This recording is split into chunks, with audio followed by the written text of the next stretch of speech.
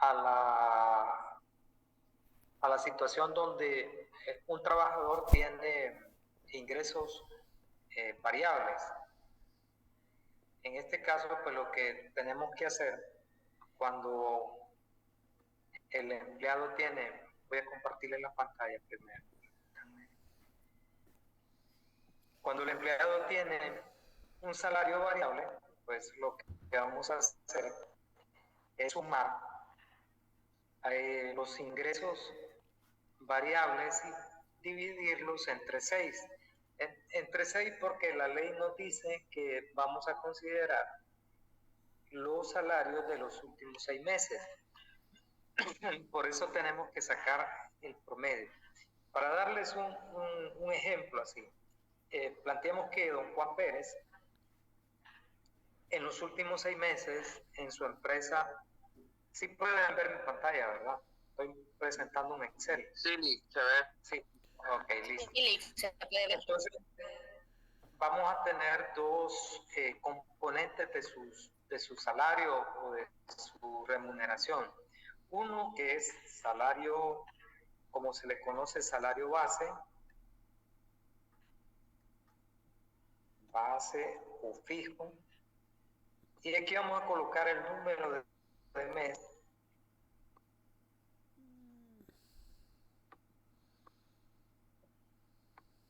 Vamos a colocar los 6 meses. Partamos de que este señor en los últimos 6 meses recibió un incremento. Venía ganando 20.000 empiras, puede pasar. Venía ganando 20.000 empiras y en el cuarto mes le dieron un aumento de 2.000 empiras, de un 10%. Entonces, su nuevo salario es de 22.000. Entonces, si observan, no podemos considerar 20.000 ni 22.000, porque uno tiene 3 meses y el otro pues de repente tiene más tiempo, pero los últimos 6 meses reflejan que son diferentes. ¿Qué es lo que vamos a hacer? Pues sumar todos los salarios o el salario y lo vamos a dividir entre 6. Y ese será nuestro salario promedio. En este caso sería de 21.000. Esto es salario base, ¿verdad? Pero pónganle que este mismo empleado tiene un salario variable también por comisiones, de repente trabaja en el área de ventas y recibe comisiones. Entonces vamos a plantear la siguiente situación. Salario variable.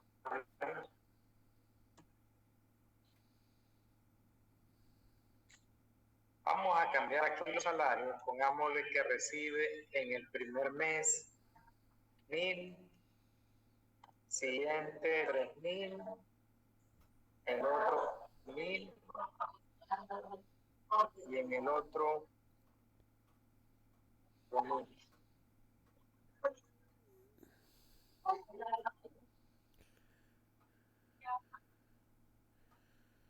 Y tiene otro salario de 1.500. Entonces vamos a aplicar lo mismo, ¿verdad? Vamos a sumar todo y vamos a dividir entre 6. Entonces, los dos salarios, tanto el base como el variable, será la suma de estos que vamos a conocer como salario nominal.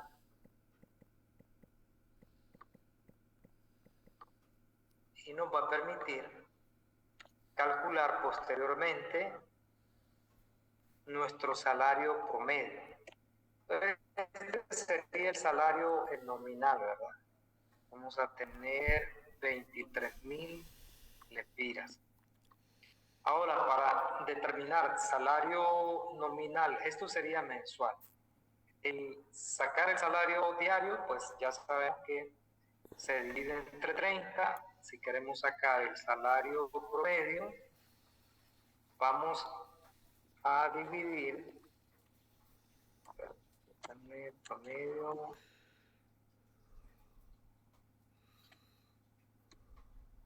Vamos a dividir Vamos a multiplicar primero esto por los 14 meses que tiene de sueldo el empleado. Aunque sean diferentes, vamos a considerarlos como que sí recibió en promedio pues esta cantidad. Y esto a su vez lo dividimos entre 12 meses que tiene el año. Y el salario promedio será de 26.930. Y ya con eso podemos trabajar. No sé si ahí tenemos mayor claridad con lo que consultaban. No sé si está el compañero o la compañera que hizo la consulta.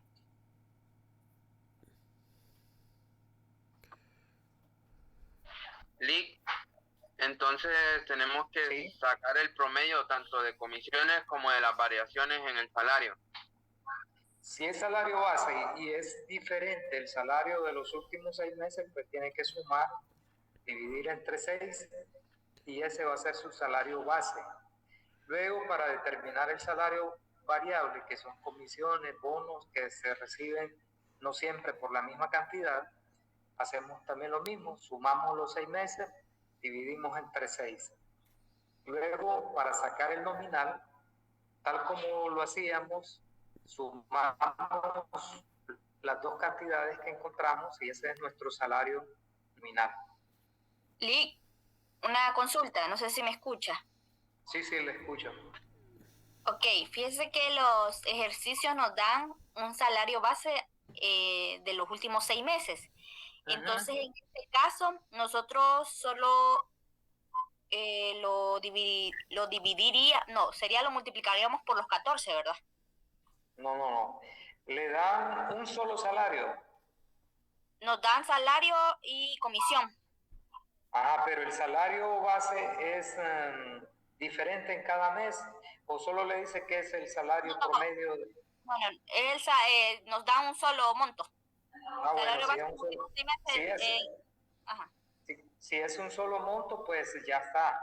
El que tendría que promediar es el variable. Porque el variable sí va a ser diferente cada mes, ¿verdad?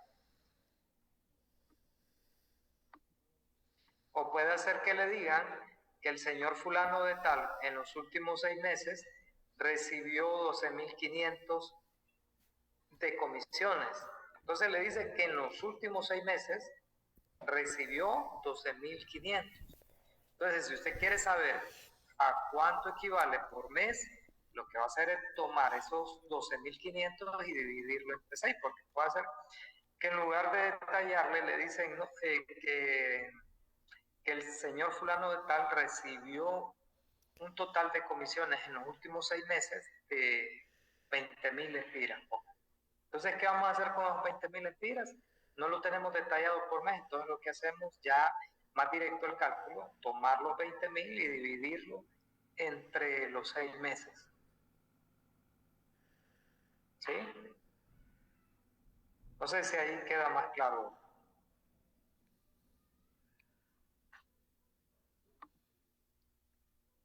Hola.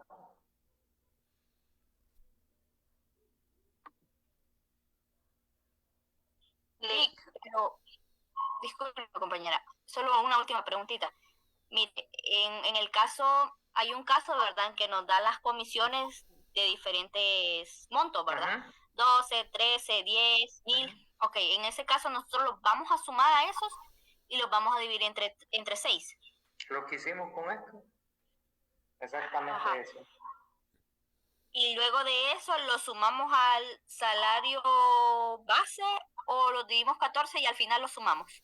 No, lo suma de una sola vez. ¿Para qué lo va a dejar separado? Me va a confundir. Mejor súmelo de una sola vez para sacar el salario nominal. Y luego lo multiplica por 14, ya base más variable, tal como lo hice aquí. Tomamos los dos promedios y ese promedio, el promedio del base y el promedio del variable los sumé los dos y forman mi salario nominal. Luego, para sacar el promedio como tal, el que nos sirve para calcular, nos sirve para calcular preaviso, auxilio de cesantía, también calculamos las vacaciones con ese salario promedio.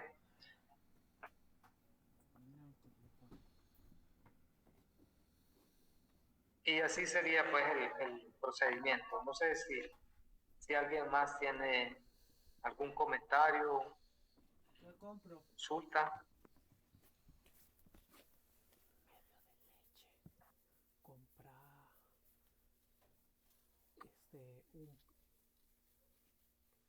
¿Qué querés? ¿Pan blanco para mañana? ¿Querés? Sí, medio de leche. ¿Estamos claros? 4 semitas. ¿O no se entiende? Yo entendí, Lick. 3 semitas. Sí, se entiende. Ok, ¿los demás? 4 semitas y medio de leche. Luego. Un palito de papa. No hay cualquier churro. Sí.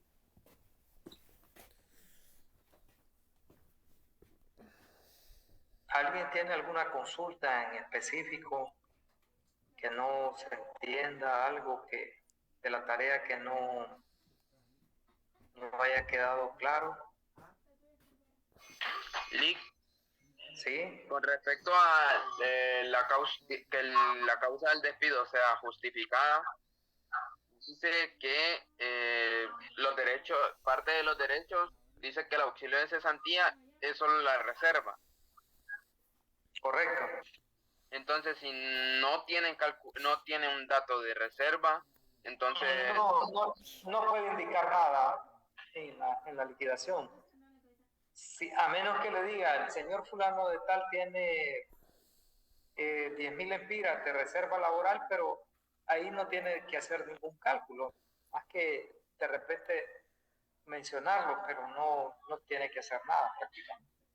Diferente es cuando tiene derecho al auxilio de cesantía y tiene reserva. Entonces le vamos a restar esa reserva que tiene el trabajador al total del auxilio de cesantía que le corresponde.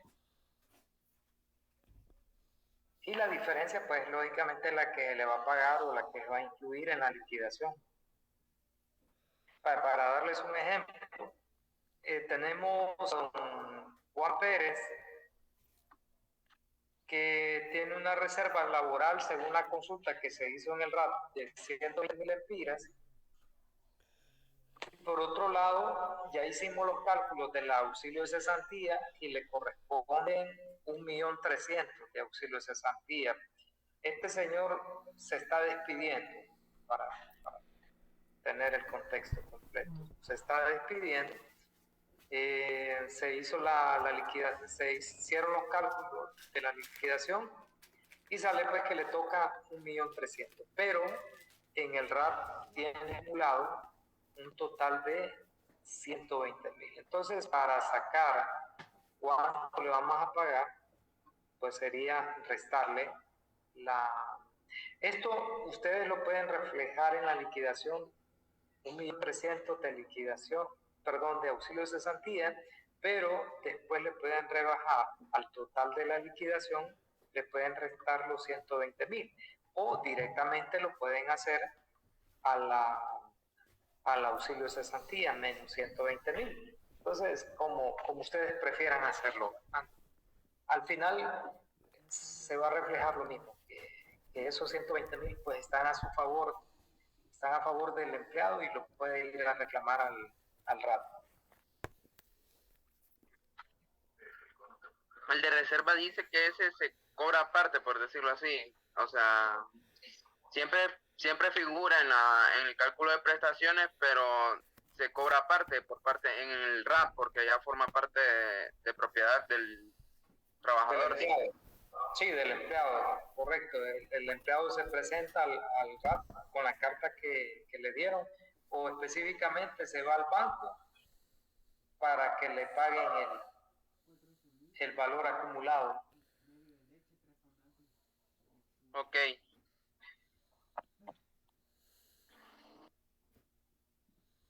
¿Alguien más que tenga alguna inquietud?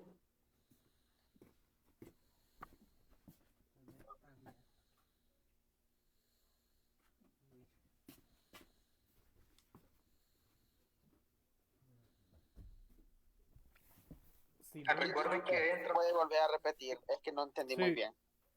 ¿El qué específicamente no entendió?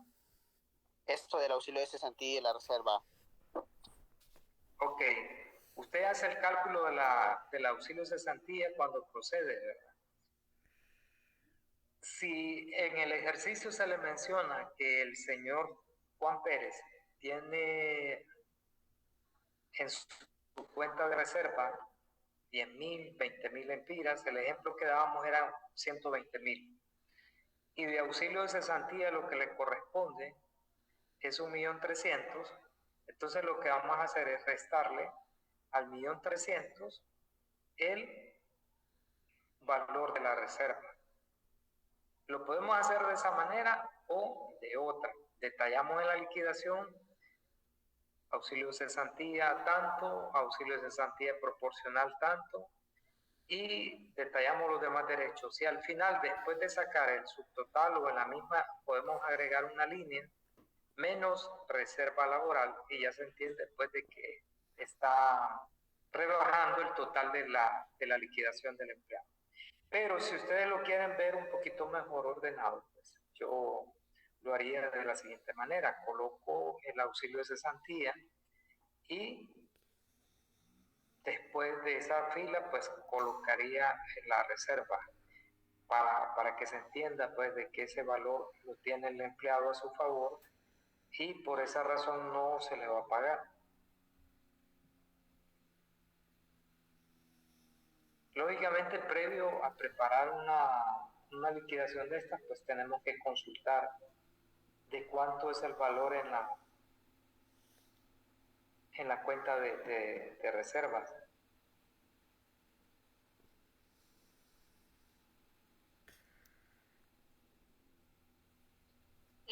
Pero solo se haría lo de la reserva si el ejercicio lo indica. O si dice que le haga el cálculo de prestaciones, también hay que hacerlo. Lo de la reserva dice.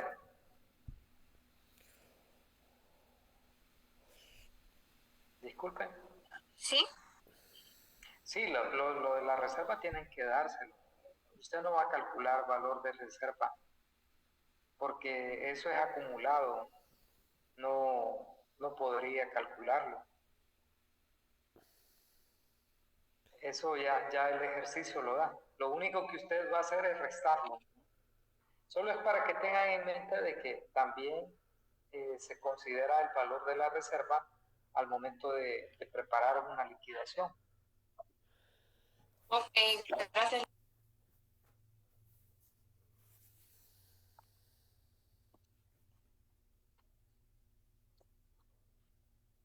¿Alguien más tiene algún comentario, duda? Licenciado, no sé si me puede ayudar con una duda. Es que el auxilio de cesantía, yo entiendo que se paga un mes por cada año, si tiene 30 años, 25 años, no hay un límite. Es que en algún lugar leí que eran 15 años. Sí, está en la presentación de los derechos, pero si usted quiere buscarlo específicamente, se puede ir al artículo 116 del Código de Trabajo. Se los dejé en la presentación. Ahí está. Ahí establece cuál es el límite del auxilio de cesantía. Gracias, Lic.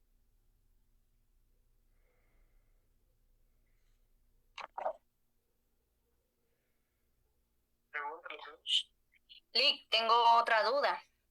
¿Sí? Fíjese que el primer ejercicio yo le calculé la cesantía, pero ese mismo ejercicio le da una cesantía, o sea, la cesantía calculada por la empresa. Entonces mi duda es que si el auxilio de cesantía que me da el ejercicio, debo de restárselo a la que yo calculé o no debo calcularlo. Vamos a ver. El ejercicio ya le Es el caso 1, sí, el caso 1. Me da una cesantía, pero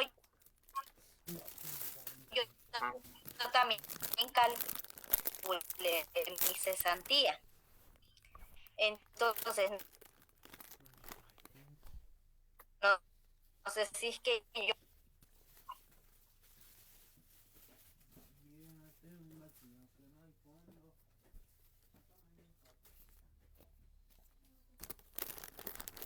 Sí pueden ver mi pantalla.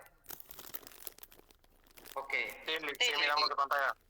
Ok, dice que Ramiro fue despedido el 22 para contratar en su lugar. Vamos a ver.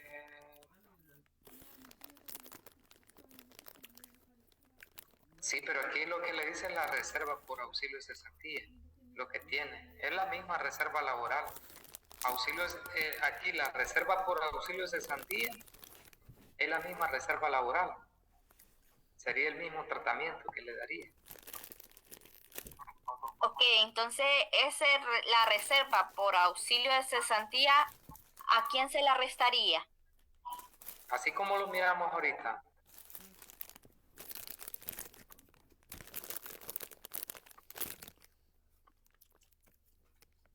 Tiene 120 de reserva laboral o por auxilio de cesantía. Le corresponde 1.300.000 de auxilio de cesantía. Entonces le restamos a ese 1.300.000 los 120.000 empiras de reserva, porque ya lo tiene establecido y solo de que se presente a reclamarlo, ¿verdad? Listo, Lee. Entonces lo que yo calculé se lo voy a restar, le voy a restar lo que el ejercicio me da y ese va a ser mi auxilio de cesantía.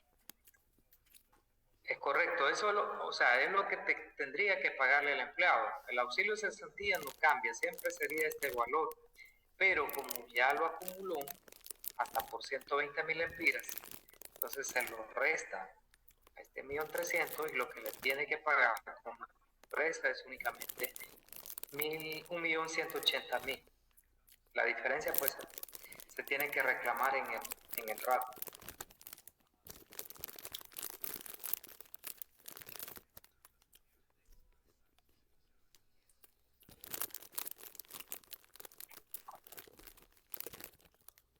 ¿Ya más claros? ¿Hay alguna otra duda?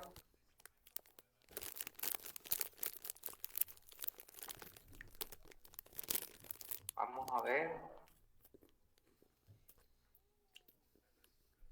¿Qué otra inquietud? Sí, una consulta. ¿Sí?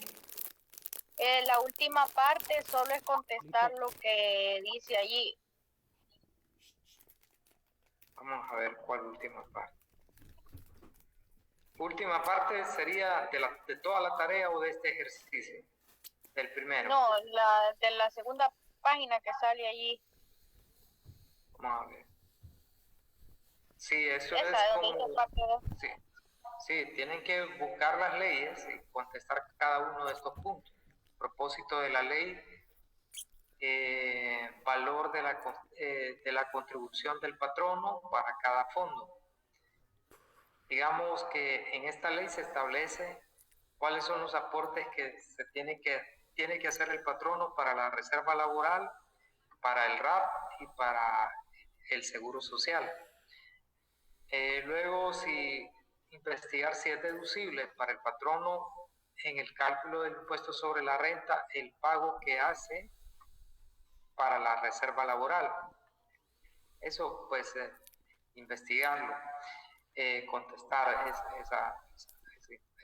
esa interrogante. Bueno, que no está a manera de pregunta, sino que más como puntos que ustedes tendrían que cubrir en la investigación que hagan de esta ley en específico. Luego buscan el reglamento del bono educativo, esto está en la web, y también responden cada uno de los ítems. A propósito del reglamento, cuál es el objetivo que tiene, quiénes tienen derecho al pago del bono educativo, igual lo contestan de forma puntual, y así con la ley del Instituto de Formación Profesional o del INFOC. Obligaciones especiales del patrono, cuándo una empresa está obligada, en qué circunstancias o al cumplir qué condiciones, pues sí, de acuerdo a la ley está obligado el patrono a cotizar o aportar al Infoco. Porque no son todas las empresas, ¿verdad? Hay ciertas condiciones que ustedes las van a ver en la ley, y eso pues sí agregarlo en el informe.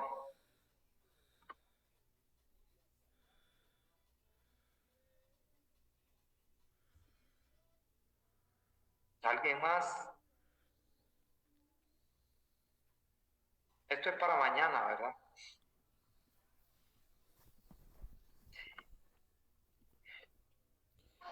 Sí, para mañana, listo.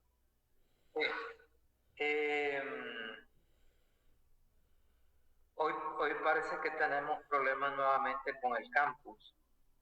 No sé si ustedes han intentado ingresar, pero sí, bueno, yo he estado tratando de modificar algunas cosas y no me ha permitido. No sé si ustedes han tenido dificultad o hicieron examen el día de hoy y presentaron algún inconveniente. Les pregunto porque mañana, si tenemos pues la misma situación, pues tendríamos problemas. Entonces, sí, te ha estado fallando. Sí, el campus. Yo no he podido hacer nada, ni el examen ni las tareas, porque el campus no me deja entrar desde la tarde, está decayendo, no me deja, ni en otros navegadores que el profesor que puso un examen tampoco me deja entrar. Sí, yo he estado intentando, realmente, después de bastantes veces que intenté, logré ingresar, pero imagínense que ustedes no pueden estar intentando a cada momento lo del examen, ¿verdad? Porque solo cuenta una vez para hacer el examen. Entonces, no podríamos hacerlo si mañana está con la misma situación. La otra alternativa que quiero plantearles, no sé si ustedes pueden, yo entendería que no tendrían dificultad, pero siempre quiero consultarles que dejemos el examen mejor después de las 9:30, que dure hasta las 11, de las 9:30 a las 11, porque a esa hora se supone pues que ya los profesores han evaluado, y lo que ocurre es que como están tantos exámenes, entonces se satura el campus, y entonces eso nos ocasiona pues el problema. Podría ser esa una alternativa, y así no... Mejor así porque ya a esa hora ya está menos. O sea, no, por cualquier cosa, puede ser que durante el día no tengan problema, pero ¿qué pasa si justo cuando ustedes van a entrar a las 8 se cae? Entonces ya a las 9:30, digo yo, hasta las 11, no sé si tienen dificultad para hacerlo a esa hora. Algunos si se acuestan temprano, pues de repente que sí, ¿verdad? Pero el examen va a estar tan fácil que lo hacen en 20 minutos y se acuestan a dormir.